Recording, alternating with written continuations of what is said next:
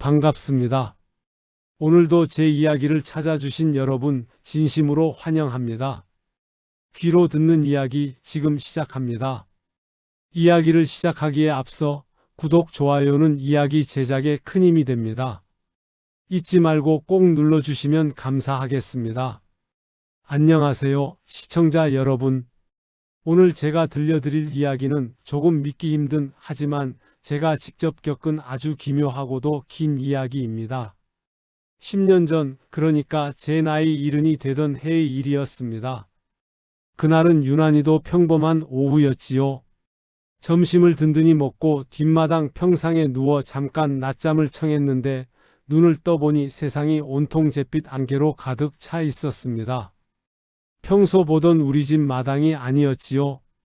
신기하게도 몸은 구름 위를 걷는 것처럼 가볍고 평생 저를 괴롭히던 무릎 통증도 씻은 듯이 사라져 있었습니다. 정신을 차려보니 제 앞에는 검은 갓을 쓰고 도포를 입은 두 남자가 서 있더군요. 그들은 아무 말 없이 저를 쳐다보더니 품 안에서 두루마리 하나를 꺼내 펼쳤습니다. 그 모습이 흡사 옛날 드라마에서 보던 저승사자와 꼭 닮아 있었지요. 이복의 김판수 씨. 이제 갈 때가 되었으니 어서 일어나게. 그 목소리는 마치 동굴 속에서 울려 퍼지는 것처럼 낮고 묵직했습니다. 저는 너무 당황해서 아무 말도 못하고 그저 그들을 따라 나설 수밖에 없었습니다. 발걸음이 제 의지와 상관없이 그들의 뒤를 쫓고 있었지요. 안갯길을 한참이나 걸었을까요? 저 멀리서 물소리가 들려오기 시작했습니다. 그것이 말로만 듣던 황천강이라는 것을 직감적으로 알 수 있었습니다. 강가에는 수많은 사람이 줄을 서 있었고 모두가 넋이 나간 표정으로 한 곳을 바라보고 있었지요. 저는 두려운 마음을 억누르며 사자들에게 물었습니다. 저기요, 제가 왜 벌써 죽은 건가요? 저는 아직 손주 장가가는 것도 못 받고 할 일이 태산 같은데요. 그러자 앞에 가던 사자 한 명이 멈춰 서서 다시 두루마리를 확인하더니 고개를 갸우뚱하며 옆에 있는 동료에게 귓속말을 하는 것이 아니겠습니까? 이거 참 이상하군. 분명 충청도 청주의 김판수라고 적혀 있는데 이 사람은 얼굴이 좀 다른 것 같지 않은가? 그 말을 듣는 순간 제 가슴이 철렁 내려앉았습니다. 청주가 아니라 저는 평생 강원도 원주에서 살았거든요. 사자들은 당황한 기색이 역력했습니다. 그들은 한참을 실랑이 하더니 저를 강가 옆에 있는 커다란 바위 위에 앉혀두고는 어디론가 급히 사라졌습니다. 혼자 남겨진 저는 그제야 주변을 둘러볼 여유가 생겼습니다. 그곳은 이승도 아니고 저승도 아닌 마치 꿈속 같은 공간이었습니다. 하늘에는 해와 달이 없었지만 은은한 빛이 감돌고 있었고 공기는 차갑지도 뜨겁지도 않았습니다. 그런데 제 옆에 앉아있던 한 노인이 저에게 말을 걸어왔습니다. 어이, 당신도 억울하게 끌려왔나 보군. 여기는 가끔 이런 실수가 잦다네. 사자들도 워낙 바쁘다 보니 이름만 보고 덜컥 데려오는 경우가 있거든. 저는 노인의 말에 귀를 기울였습니다. 노인은 이미 이곳에 며칠째 머물고 있다고 했습니다. 그는 저에게 사후세계의 법도에 대해 설명해 주기 시작했습니다. 저 멀리 보이는 커다란 문을 통과하면 염라대왕님이 계신 정각이 나오는데 거기서 생전의 업보를 심판받는다고 하더군요. 저는 겁이 났습니다. 내가 살아생전 남에게 모진 소리 한 적은 없는지 욕심부려 남의 것을 탐한 적은 없는지 머릿속이 복잡해졌지요. 그런데 노인이 제 손등을 툭 치며 말했습니다. 걱정 말게. 자네처럼 인상이 선한 사람들은 되게 좋은 곳으로 간다네. 다만 저 문을 통과하기 전에 꼭 들러야 할 곳이 있지. 바로 업경대라는 거울이라네. 그 거울 앞에 서면 자기가 살아온 평생의 모습이 영화처럼 지나간다고 하더군요. 그때였습니다. 멀리서 아까 그 사자들이 다시 나타났습니다. 그런데 그들의 얼굴이 사색이 되어 있었습니다. 김판수 씨, 큰일 났습니다. 우리가 정말 큰 실수를 저질렀군요. 당신은 원주의 김판수가 맞는데 우리가 데려와야 할 사람은 청주의 김판수였소. 당신의 수명은 아직 20년이나 더 남았는데 말입니다. 저는 그 말을 듣고 뛸 듯이 기뻤습니다. 그럼 저 다시 돌아갈 수 있는 건가요? 제발 좀 보내주세요. 하지만 사자들은 난감한 표정을 지었습니다. 이미 이승의 육신은 장례 준비를 시작했을지도 모르고 한번 이 길을 들어온 혼백이 다시 나가는 건 법도에 어긋난다는 것이었습니다. 그들은 일단 염라대왕님께 보고를 드리고 판결을 받아야 한다며 저를 이끌고 그 거대한 문 안으로 들어갔습니다. 문 안으로 발을 들이는 순간 저는 눈앞에 펼쳐진 광경에 그만 넋을 잃고 말았습니다. 그곳은 무서운 지옥의 모습이 아니었습니다. 끝도 없이 펼쳐진 푸른 들판과 수정처럼 맑은 시냇물이 흐르는 그야말로 낙원 같은 풍경이었지요. 향긋한 꽃내음이 코끝을 간지럽히고 어디선가 아름다운 선율이 들려왔습니다. 사자들은 저를 데리고 커다란 정각 안으로 들어갔습니다. 정각 안은 수많은 신장들이 지키고 있어 위엄이 넘쳤습니다. 그리고 저 높은 곳에 앉아 계신 분, 바로 염라대왕님을 뵙게 되었습니다. 대왕님은 호랑이 같은 눈매를 가졌지만 목소리는 의외로 인자했습니다. 사자들의 보고를 받은 대왕님은 한참 동안 저를 뚫어지게 쳐다보시더니 깊은 한숨을 내쉬었습니다. 명부에 적힌 명줄이 아직 쟁쟁한데 이 일을 어찌할꼬. 이 사람을 그냥 돌려보내면 이승의 질서가 어지러워질 것이고 여기서 잡아두면 천도가 어긋날 터인데. 저는 대왕님 앞에 넙죽 엎드려 빌었습니다. 대왕님, 제발 살려주십시오. 제가 돌아가서 착한 일 많이 하고 남은 생을 정말 열심히 살겠습니다. 대왕님은 잠시 생각에 잠기시더니 저에게 제안 하나를 하셨습니다. 내가 다시 이승으로 돌아가려면 조건이 하나 있다. 여기서 본 것들을 절대 사람들에게 함부로 발설하지 않겠다고 약속하느냐? 그리고 내가 돌아가서 해야 할 일이 하나 더 있다. 저는 무엇이든 하겠다고 대답했습니다. 그러자 대왕님은 저를 데리고 정각 뒤편에 있는 비밀스러운 정원으로 안내하셨습니다. 그곳에는 수만 개의 연등이 떠 있었는데 등마다 사람들의 이름이 적혀 있었습니다. 그 등불의 밝기는 저마다 달랐습니다. 어떤 등은 눈부시게 빛나고 있었고 어떤 등은 금방이라도 꺼질 듯 위태로웠습니다. 대왕님은 그중 하나를 가리키며 말씀하셨습니다. 이것이 내 수명의 등불이다. 보아라, 아직 불꽃이 활활 타오르고 있지 않느냐? 하지만 내가 돌아가서 진심으로 베풀지 않는다면 이 등불은 금세 사그라들 것이다. 대왕님은 저에게 사후세계를 잠시나마 구경시켜 주겠다고 하셨습니다. 인간들이 죽음을 두려워만 하지 않게 올바른 삶이 무엇인지 깨닫게 하려는 깊은 뜻이 있으셨던 모양입니다. 저는 사자의 안내를 받아 지옥의 입구부터 천상의 길까지 걷게 되었습니다. 지옥이라고 해서 무조건 불길이 치솟는 곳만 있는 게 아니더군요. 남의 말을 함부로 했던 사람들이 갇히는 침묵의 방, 평생 욕심만 부렸던 사람들이 아무리 먹어도 배고픔을 느끼는 굶주림의 계곡. 그 비참한 광경을 보며 저는 몸서리를 쳤습니다. 반대로 선하게 살았던 사람들이 머무는 곳은 정말 평화로웠습니다. 그곳에서는 신분의 귀천도 없고 돈의 많고 적음도 상관없었습니다. 오로지 그 사람이 살아생전 나누었던 따뜻한 마음씨만이 그들의 집을 짓고 옷을 만들고 있었습니다. 저는 그곳에서 이미 돌아가신 부모님을 아주 멀리서나마 뵐 수 있었습니다. 두 분은 환하게 웃으며 저를 바라보고 계셨지요. 제가 다가가려 하자 사자가 제 앞을 가로막았습니다. 살아있는 자가 그 선을 넘으면 다시는 돌아갈 수 없다고 말입니다. 저는 눈물을 머금고 발길을 돌려야 했습니다. 그렇게 한참을 구경하고 다시 대왕님 앞에 섰을 때 대왕님은 저에게 작은 구슬 하나를 건네주셨습니다. 이것을 삼키면 너는 다시 이승의 눈을 뜨게 될 것이다. 하지만 기억해라.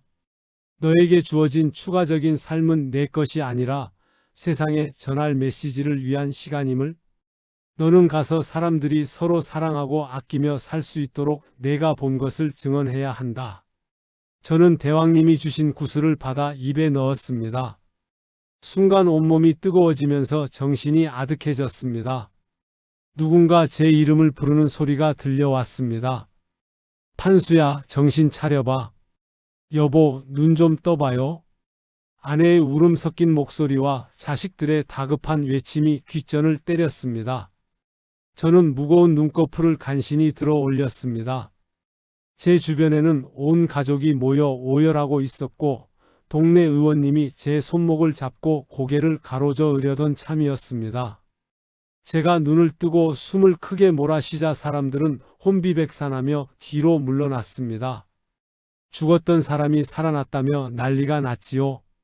하지만 저는 그들의 소란보다 제 손바닥에 남아있는 그 서늘한 기운을 잊을 수 없었습니다. 그날 이후 제 삶은 완전히 바뀌었습니다. 저는 예전처럼 사소한 일에 화를 내지도 않고 한 푼이라도 더 벌려고 발버둥 치지도 않게 되었습니다.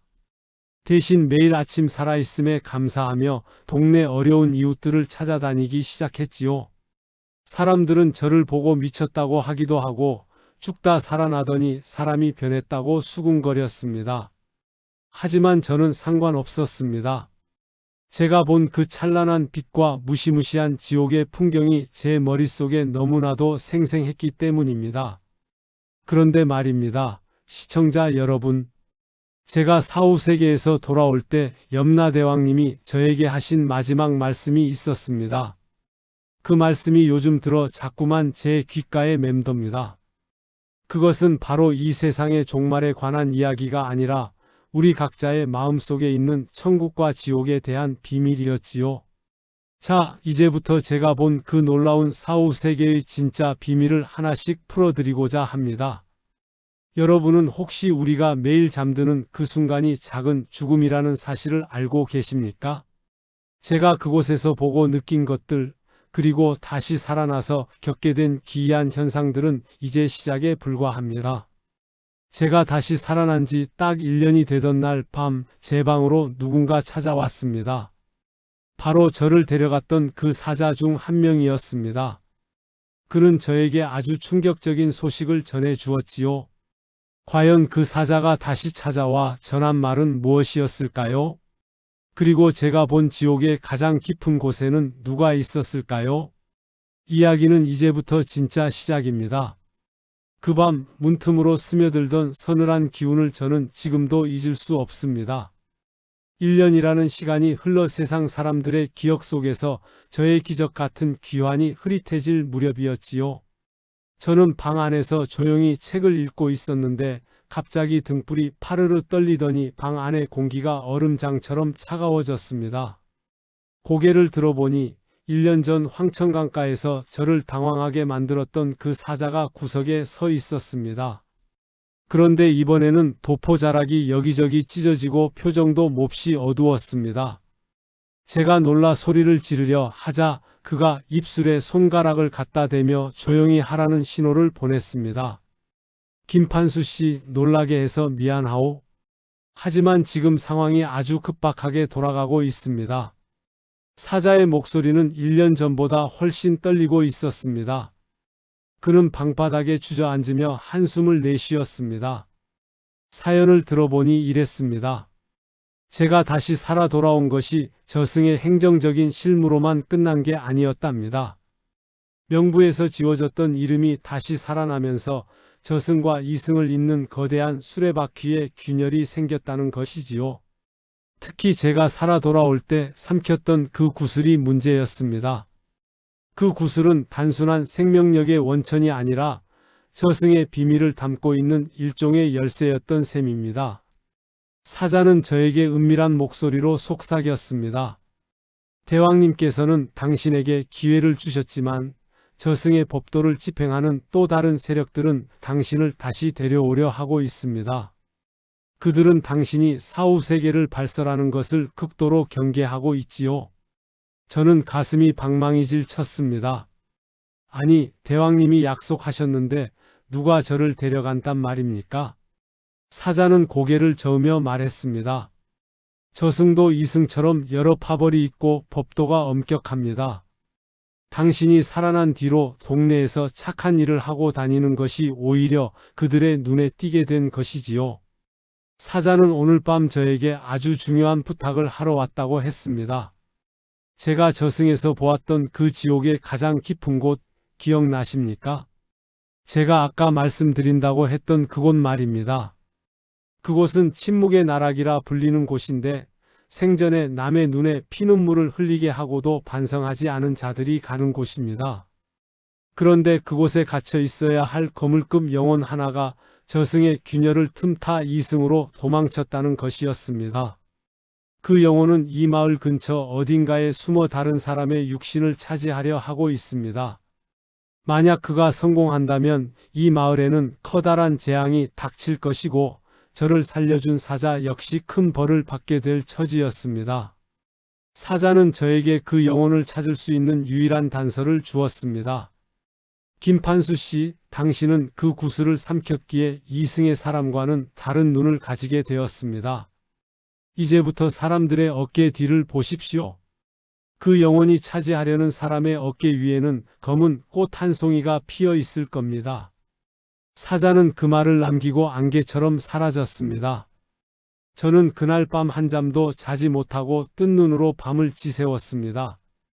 다음 날 아침 저는 사자의 말이 사실인지 확인하기 위해 거리로 나갔습니다. 그런데 정말로 기이한 일이 벌어졌습니다. 평소에는 보이지 않던 것들이 제 눈에 들어오기 시작한 것입니다. 사람들의 어깨 위에는 저마다 다른 색깔의 안개가 피어오르고 있었지요. 어떤 이는 따뜻한 분홍색, 어떤 이는 평온한 초록색이었습니다. 그것은 그 사람의 심성과 현재의 운명을 나타내는 것 같았습니다. 그런데 시장통을 지나가던 중 저는 그만 자리에 얼어붙고 말았습니다. 마을에서 가장 부유하기로 소문난 최부잣집 아들의 어깨 위에 사자가 말했던 그 시커먼 검은 꽃이 피어 있는 것이 아니겠습니까? 그 꽃은 마치 살아있는 생물처럼 꿈틀거리며 아들의 목을 조이는 듯 했습니다. 최부잣집 아들은 평소 성품이 고약하기로 소문난 자였습니다. 소작농들을 괴롭히고 돈의 힘으로 약한 자들을 짓밟았지요. 하지만 아무리 나쁜 놈이라 해도 지옥에서 온 악귀에게 몸을 빼앗기게 둘 수는 없었습니다. 저는 용기를 내어 최부잣집으로 향했습니다. 담벼락 너머로 보이는 아들의 방 안에서는 기괴한 웃음소리가 새어나오고 있었습니다. 저는 담을 넘어 방 안으로 조심스럽게 다가갔습니다. 문틈으로 들여다본 방 안의 풍경은 처참했습니다. 아들은 허공을 향해 누군가와 대화를 하고 있었는데 그 목소리는 분명 아들의 것이 아니었습니다. 쇳소리가 섞인 노인의 목소리가 아들의 입을 통해 흘러나오고 있었지요. 조금만 더 있으면 된다. 이 육신만 완전히 내 것이 되면 나는 다시 이승의 권력을 누릴 것이다. 나를 지옥으로 보낸 그놈들에게 복수할 것이다. 저는 침을 꿀꺽 삼켰습니다. 제가 저승에서 보았던 지옥의 풍경들이 주마등처럼 스쳐 지나갔습니다. 남의 것을 탐하던 자들이 펄펄 끓는 가마솥에서 고통받던 모습, 그리고 그보다 더 끔찍했던 침묵의 나락의 추위. 저 아들의 육신을 차지하려는 영혼은 분명 그곳에서 온 원귀가 분명했습니다. 저는 품속에 간직하고 있던 사자가 1년 전 몰래 건네주었던 작은 부적 하나를 꺼냈습니다. 그것은 저승의 기운이 서린 물건이었지요. 제가 문을 박차고 들어가 부적을 아들의 이마에 붙이려던 순간 아들의 고개가 180도 돌아가며 저를 노려보았습니다.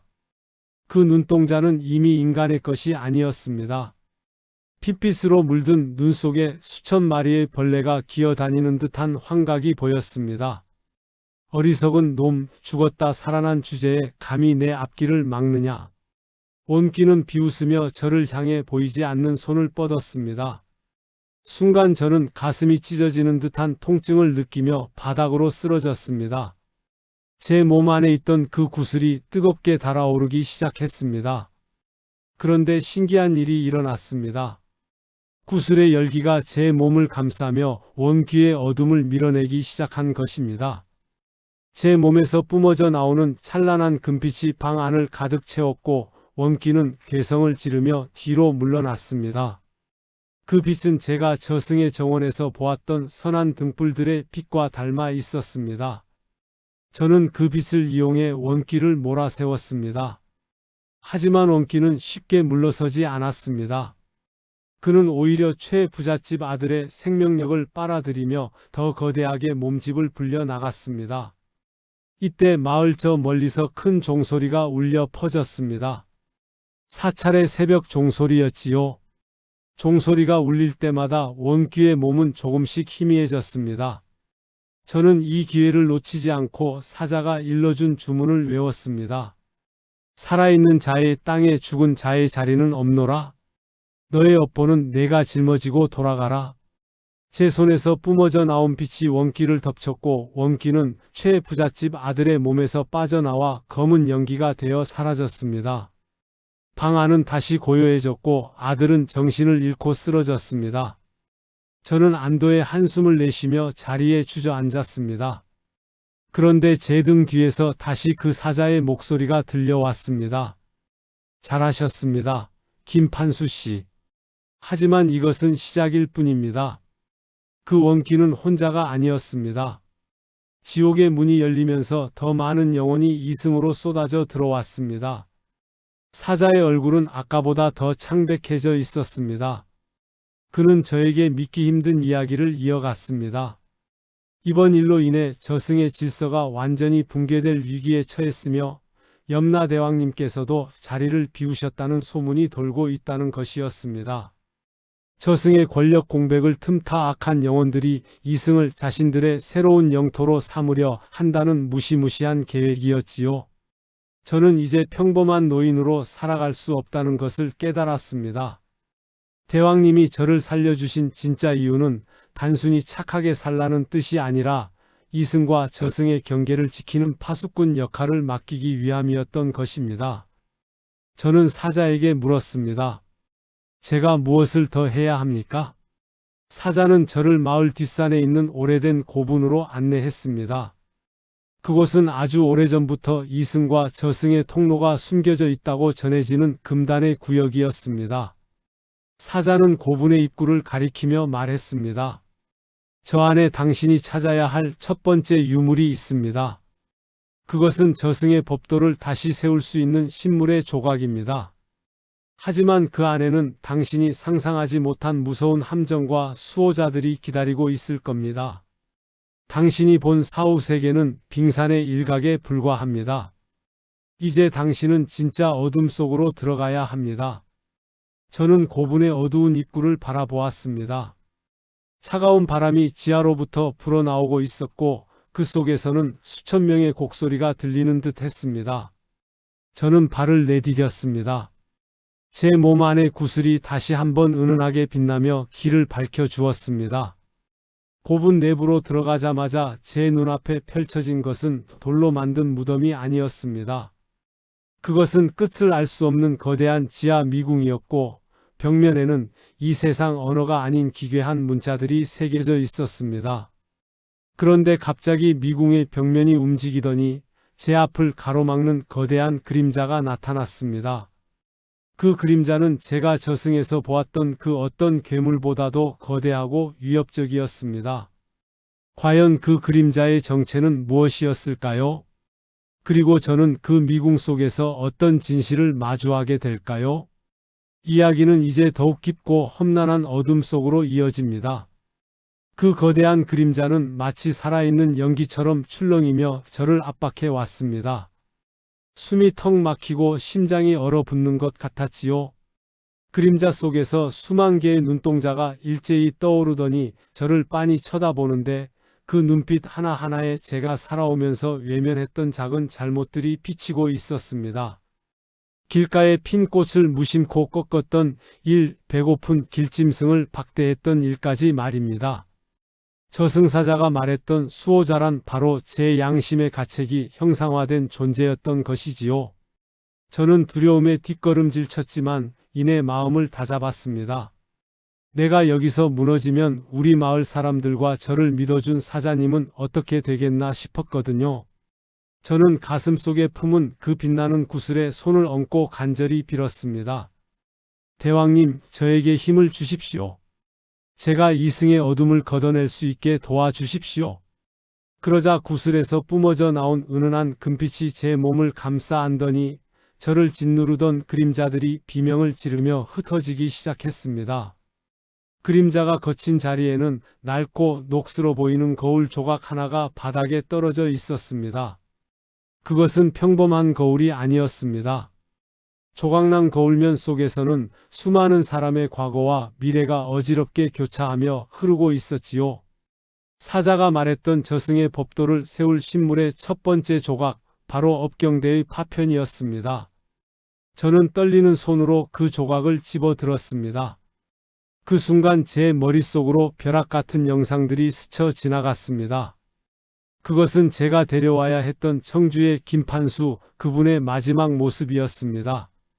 그는 홀로 남겨질 눈먼 어머니 걱정에 차마 저승문을 넘지 못하고 구천을 떠돌고 있었습니다. 저 때문에 죽음의 순서가 뒤바뀌어 버린 그 가엾은 영혼의 통곡 소리가 제 가슴을 후벼 팠습니다. 제가 살게 된 이 20년의 세월이 누군가의 눈물 위에 세워진 것이라 생각하니 눈물이 앞을 가렸습니다. 조각을 챙겨 고분 밖으로 나오니 사자가 기다리고 있었습니다. 사자는 제 손에 든 거울 조각을 보더니 안도의 한숨을 내쉬었습니다.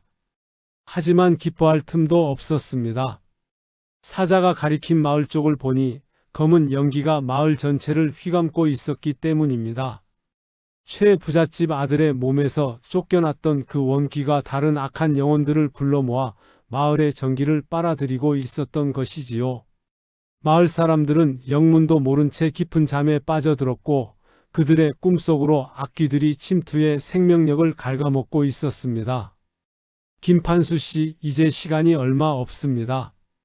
이 거울 조각을 마을 중앙에 있는 당산나무 아래 묻어야 합니다. 그러면 저승의 법도가 이 땅에 잠시나마 다시 세워져 악귀들을 쫓아낼 수 있을 겁니다. 하지만 조심하십시오. 원귀들이 가만히 지켜보고만 있지는 않을 테니까요.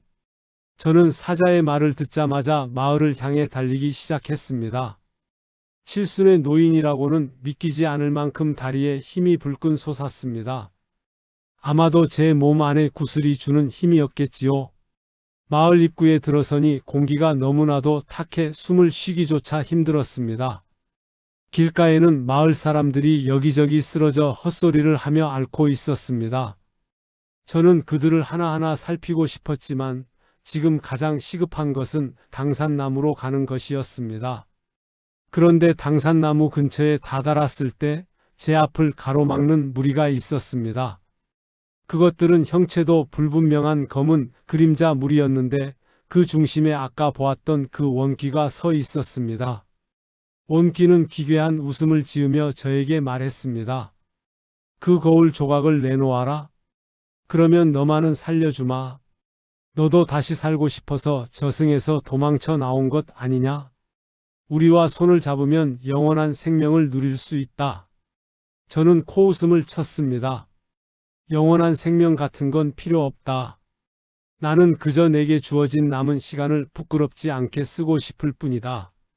저는 거울 조각을 높이 치켜들었습니다. 그러자 거울에서 강렬한 빛이 뿜어져 나와 그림자들을 밀어내기 시작했습니다. 원귀들은 빛에 닿자마자 타들어가는 고통을 느끼며 물러났습니다. 저는 그 틈을 타 당산나무 뿌리 근처를 파헤치고 거울 조각을 깊숙이 묻었습니다. 순간 땅이 크게 진동하더니 당산나무에서 푸른 빗줄기가 하늘 높이 솟구쳐 올랐습니다. 마을을 뒤덮고 있던 검은 연기들이 순식간에 정화되기 시작했습니다. 쓰러져 있던 마을 사람들이 하나둘 정신을 차리고 눈을 떴습니다. 원귀들은 단발마의 비명을 지르며 저승의 문 너머로 강제로 끌려 들어갔습니다. 마을은 다시 평온을 되찾은 듯 보였습니다. 하지만 제가 안도의 한숨을 내쉬려던 찰나 제 몸 안의 구슬이 갑자기 차갑게 식어가는 것을 느꼈습니다. 그리고 제 눈앞에 다시 나타난 사자의 표정이 심상치 않았습니다. 그는 저를 바라보며 슬픈 눈으로 고개를 가로저었습니다. 김판수 씨, 큰일이 났습니다. 당신이 거울 조각을 사용해 마을을 구하는 동안 저승에서는 더 큰 반란이 일어났습니다. 염라대왕님을 보필하던 판관들 중 일부가 이미 악귀들과 결탁하여 저승의 권력을 장악해 버렸습니다. 그들은 이제 당신을 마을을 구한 영웅이 아니라 저승의 보물을 훔쳐 달아난 대역죄인으로 지명수배했습니다. 저는 멍하니 사자를 쳐다보았습니다. 아니, 사람들을 구한 것이 죄가 된단 말입니까? 사자는 다급하게 제 손을 잡았습니다. 이제 이곳도 안전하지 않습니다. 저승의 추격자들이 곧 이곳으로 들이닥칠 겁니다. 그들은 당신의 육신을 파괴하고 영혼을 영원한 지옥으로 끌고 가려 할 것입니다. 당신을 살려주신 대왕님은 지금 어딘가에 유폐되어 계신 듯 합니다.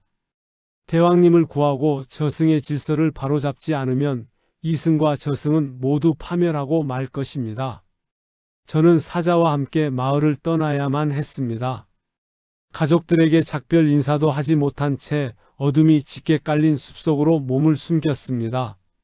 뒤를 돌아보니 우리 마을은 평화로워 보였지만 그 평화가 얼마나 갈지 알 수 없었습니다. 사자는 저에게 말했습니다. 이제 우리는 저승의 심장부로 다시 들어가야 합니다. 살아있는 몸으로 저승에 들어가는 것은 불가능에 가깝지만 당신의 몸 안에는 대왕님의 구슬이 있지 않습니까? 그것이 유일한 희망입니다. 저승의 심장부로 가는 길은 험난했습니다. 우리는 이승과 저승의 경계인 안개 낀 고개를 넘어야 했습니다. 그곳은 살아있는 자의 감각을 마비시키고 환각을 보여주는 위험한 곳이었지요. 고개를 넘는 동안 저는 수많은 유혹과 마주했습니다. 이미 돌아가신 부모님이 나타나 쉬었다 가라고 손짓하기도 하고 젊은 시절에 제가 나타나 부귀영화를 약속하기도 했습니다. 하지만 저는 눈을 질끈 감고 사자의 도포 자락만 붙잡고 걸었습니다. 한참을 걸었을까? 드디어 안개가 걷히고 거대한 성벽이 나타났습니다. 그것은 제가 처음 보았던 저승의 모습과는 완전히 달랐습니다. 성벽 위에는 붉은 눈을 가진 괴수들이 지키고 있었고 성문 앞에는 억울하게 끌려온 영혼들이 쇠사슬에 묶여 울부짖고 있었습니다. 사자는 저에게 말했습니다. 저곳이 바로 반란군들이 장악한 저승의 제1관문입니다. 저 문을 통과해야만 대왕님이 계신 정각으로 갈 수 있습니다. 그런데 그때 성문이 열리며 일단의 군사들이 쏟아져 나왔습니다. 그들의 앞장에는 놀랍게도 제가 잘 아는 얼굴이 서 있었습니다. 바로 청주의 김판수, 그분의 영혼이었습니다. 하지만 그의 눈은 초점을 잃고 붉게 빛나고 있었습니다. 그는 이미 반란군들에게 조종당해 저를 처단하려는 사냥개가 되어 있었던 것입니다. 김판수 씨, 당신이 내 자리를 뺏어갔지. 이제는 내가 당신의 육신을 가져가야겠다. 그는 서늘한 칼날을 뽑아 들고 저를 향해 달려들었습니다. 저는 차마 그를 공격할 수 없었습니다. 저 때문에 고통받은 영혼을 어찌 제 손으로 해치겠습니까? 저는 그저 구슬의 빛으로 방어할 뿐이었습니다. 하지만 조종당하는 그의 힘은 상상을 초월했습니다. 제 구슬의 빛이 조금씩 희미해지기 시작했습니다. 위기의 순간 사자가 제 앞을 막아서며 외쳤습니다. 정신 차리십시오, 김판수 씨. 이분은 진짜 김판수가 아닙니다. 그저 껍데기일 뿐입니다. 진실을 보십시오. 사자의 외침에 저는 거울 조각의 힘을 다시 한번 떠올렸습니다. 당산나무 아래 묻었던 거울의 기운이 제 손끝에 남아 있었습니다. 저는 그 기운을 모아 청주 김판수의 이마에 손을 얹었습니다.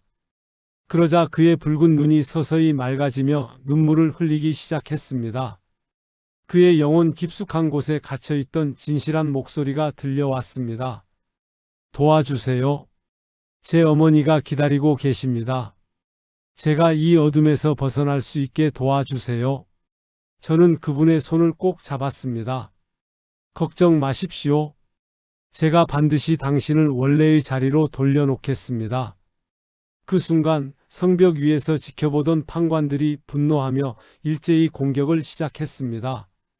수천 개의 화살이 저희를 향해 쏟아졌고 땅바닥에서는 지옥의 불꽃이 솟구쳐 올랐습니다. 사자와 저는 절체절명의 위기에 빠졌습니다.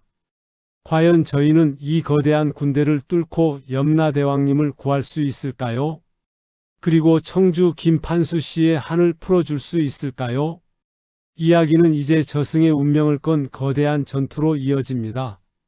쏟아지는 화살비와 발밑을 파고드는 지옥의 불길 속에서 저는 정신이 아득해졌습니다. 하지만 제 손을 잡은 청주 김판수 씨의 떨림이 제 심장까지 전해져 왔습니다. 그분의 슬픔과 억울함이 제 몸 안에 구슬과 공명하며 뜨거운 기운을 내뿜기 시작했지요. 저는 결심했습니다. 나 혼자 살겠다고 얻은 이 20년의 삶이 아니라 이분을 위해서, 그리고 어지러워진 이 세상을 위해서 이 힘을 써야겠다고 말입니다. 저는 제 가슴속 깊이 박혀있는 그 금빛 구슬을 향해 온 마음을 집중했습니다. 대왕님, 제 생명을 가져가셔도 좋습니다. 다만 이 억울한 영혼들을 구해주시고 저승의 법도를 바로잡아 주십시오. 제가 그렇게 간절히 외치자 제 가슴에서 눈을 뜨기 힘들 정도로 강렬한 빛이 폭발하듯 터져 나왔습니다. 그 빛은 화살들을 가루로 만들고 지옥의 불꽃을 순식간에 잠재웠습니다.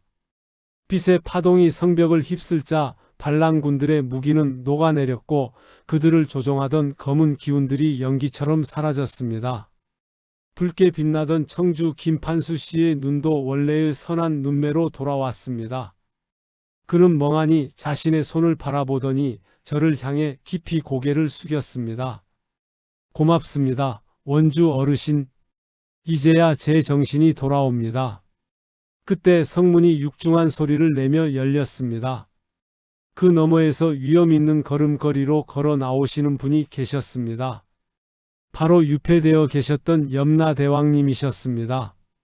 대왕님의 뒤에는 충성스러운 신장들이 다시 자리를 지키고 있었지요. 반란을 일으켰던 판관들은 대왕님의 기세에 눌려 바닥에 엎드려 벌벌 떨고 있었습니다. 대왕님은 저에게 다가와 인자한 미소를 지으셨습니다. 김판수야, 내가 결국 스스로를 희생하여 법도를 지켰구나. 내 마음속의 구슬은 단순한 생명력이 아니라 남을 위하는 진실한 자비심이 있어야만 발휘되는 빛이었다. 내가 그 시험을 통과했으니 이제 모든 것을 제자리로 돌려놓으마. 대왕님은 손을 휘둘러 공중에 커다란 명부를 띄우셨습니다. 그리고 잘못 적힌 이름들을 하나하나 고쳐 쓰기 시작하셨지요. 청주 김판수 씨의 이름 위에는 새로운 빛이 감돌았습니다. 대왕님은 그분에게 말씀하셨습니다. 너의 효심과 억울함을 내 모르지 않는다. 너는 이승에서 눈먼 어머니를 봉양할 수 있도록 다시 돌아가거라. 그리고 원주 김판수, 너 역시 내게 남은 20년의 시간을 온전히 누리게 해주마. 저는 눈물을 흘리며 대왕님께 절을 올렸습니다. 그런데 대왕님께서 제 어깨를 두드리며 덧붙이셨습니다.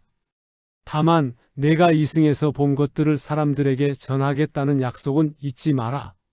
사람들이 죽음을 끝이라 생각하여 함부로 살지 않게, 그리고 선한 끝은 반드시 있다는 것을 내가 살아있는 증거가 되어 보여주거라.